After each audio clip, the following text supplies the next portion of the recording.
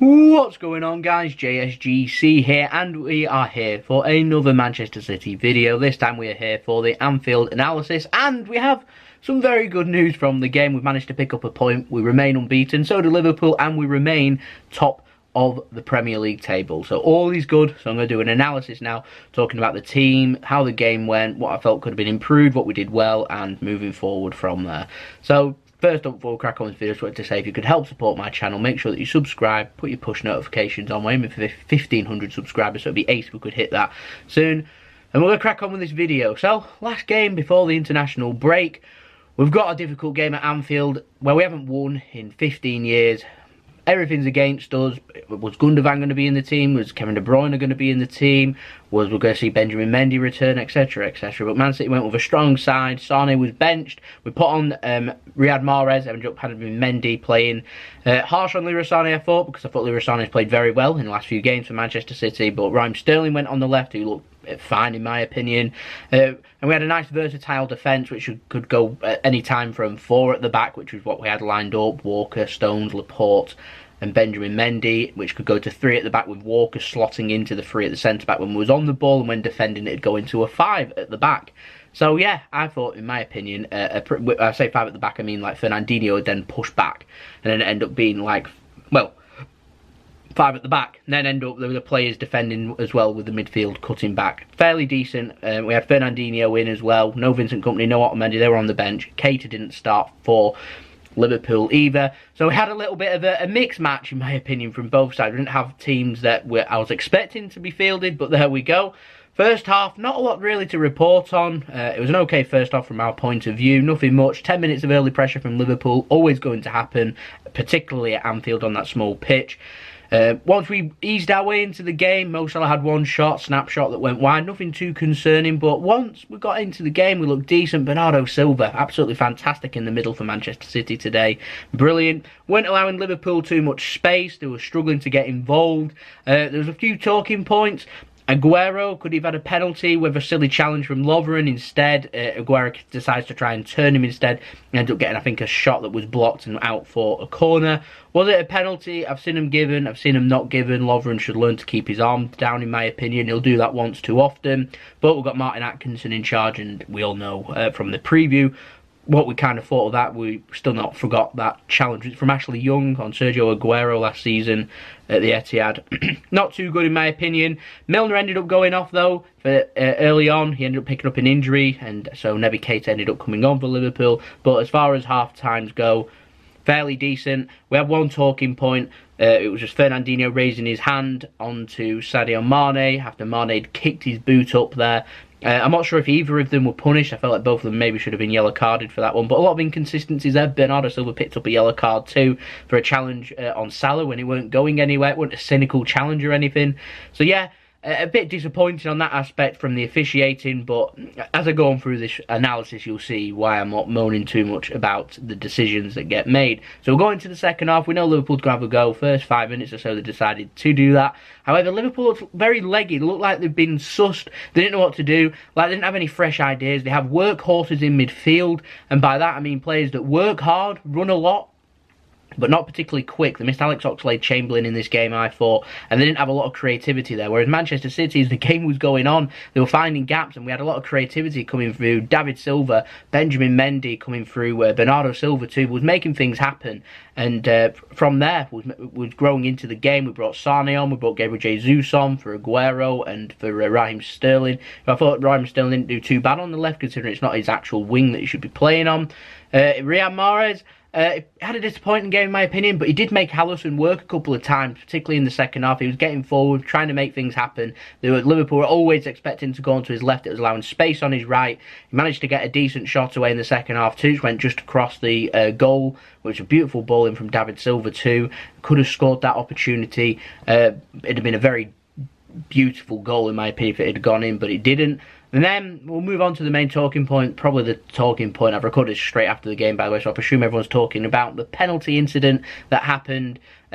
Just before that, there was an incident for a penalty again, where an arm came across from Lovren, where he ended up hitting Gabriel Jesus in his eye and ended up going down. Again, I said Lovren needs to keep his arms down. He didn't. He's got away with it twice in this game, and in my opinion, both times could easily have been punished for that one. You can understand why he hasn't, but he could easily have been punished for that. And then there was an incident with Mane and Fernandinho again in the second half, where Mane ended up running past and Fernandinho was going to get barged in, so he puts his arm out like that, and then he ends up running into Fernandinho's arm. But when you've not punished Lovren for his arms going up, you can't really do the same there. So again, we can't really moan about that. Now we'll get on to the penalty incident. Leroy Sané manages to find some space, going absolutely nowhere. Van Dijk decides to slide in. I felt like he got a toe onto the ball. And stupid challenge, in my opinion, ends up following through onto Leroy Sané. Gives him a reason to go down and gives the referee a reason to give a penalty. Takes his time, the referee does, Martin Atkinson, and points to the spot, so everyone's surprised. And I'm like, good grief. Is this it? Is this the moment? 15 years I've known City win once at Anfield. Is this the moment?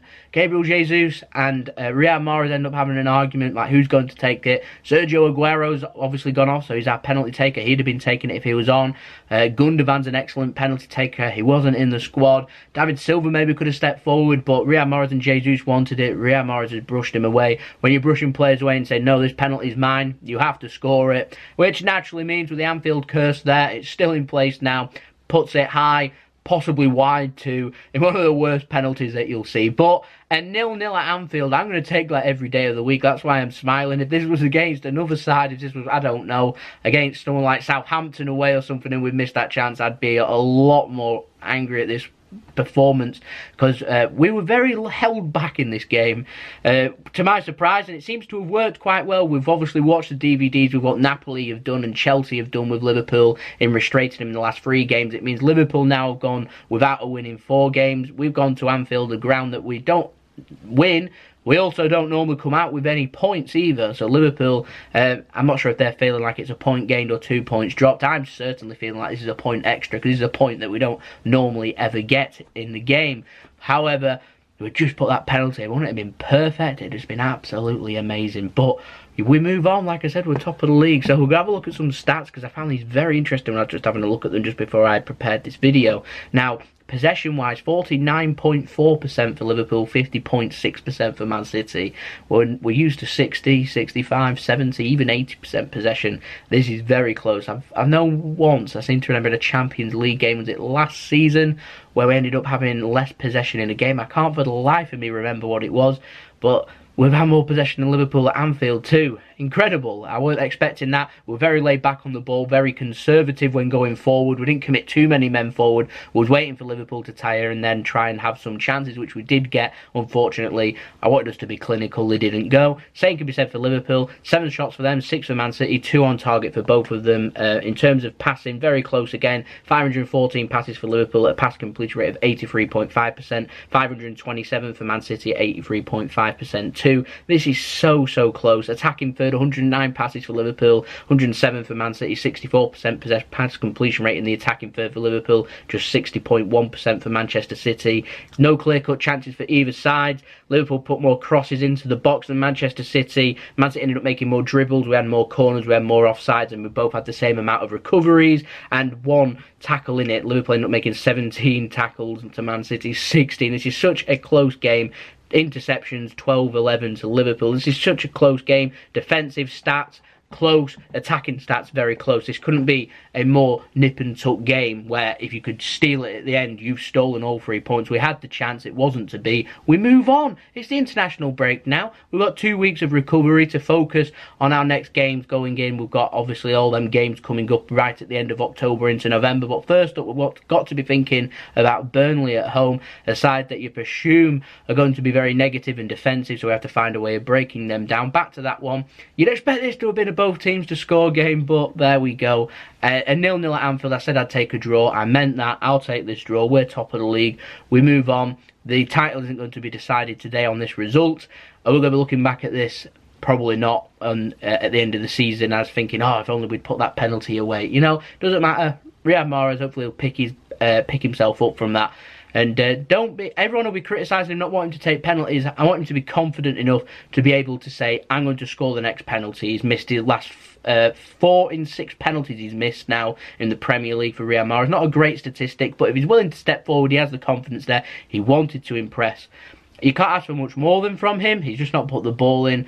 Obviously, you know, work on penalty techniques for next time. Don't lean back so much, particularly when we've got a big match at Anfield where we could have taken all 3 points. But to conclude, Bernardo Silva, my man of the match, absolutely fantastic in this game. I thought Van Dijk, other than that penalty, was fine as well. I thought Lovren had a good game. However, I thought Liverpool's best player actually was the young Gomez at right back. Kept Alexander-Arnold out the side. He had a brilliant game in this game, I thought. And so it was close. I like to give the man of the match, though, to Manchester City because I'm a Man City fan. I'm a Man City channel, so I'll give it to Bernardo Silva. But I'll give an applause to Gomez because I thought he had an awesome game in this game. Really enjoyed that game for a 0-0. There weren't a lot of chances. It was two sides that were both had so much respect for each other. Two coaches that got so much respect for each other. I enjoyed the game. I'm happy that we've come out of it still on top of the Premier League. We've got more games now to go and put it right and think about more games. We don't have to think about Liverpool now until next year. That's always a bonus. I have got one foot in my head. I have to say it. I have to say it. Why didn't we do this in the Champions League first leg? I'd have killed for a 0-0. I really would. You know, the intensity from Liverpool there, like I said, they looked like they were scratching their heads a bit. It wasn't the normal Liverpool that I was used to, but fair credit to Man City's defence. Absolutely fair credit. Incredible today. All of the defenders can hold their heads up high. Benjamin Mendy, who expected us to keep a clean sheet at Anfield with Benjamin Mendy in it. Like I said, we've got lots to think about. We've got lots to smile about. We've got lots of things to look forward to moving forwards. I feel a lot better from this game, knowing that we haven't lost the game. I'm happy, so I hope everyone else is too. So there we go, that's been my analysis of the game. I hope you enjoyed it. If you did, don't forget to leave a big thumbs up. Don't forget to check out my social media. That's in the description below. You can go check out my email too if you want to hit me with any sponsorships or business enquiries. I'll leave links up to my second channel, Jason Sidlow Travel Man, and my brother's partner channel, Mixed, doing mixology drinks. You can go check them out, like and subscribe.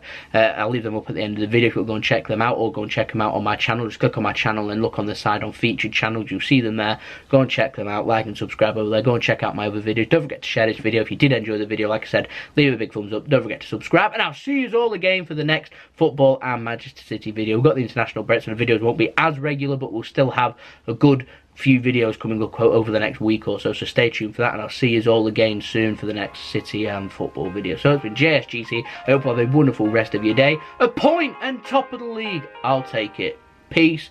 Ciao for now.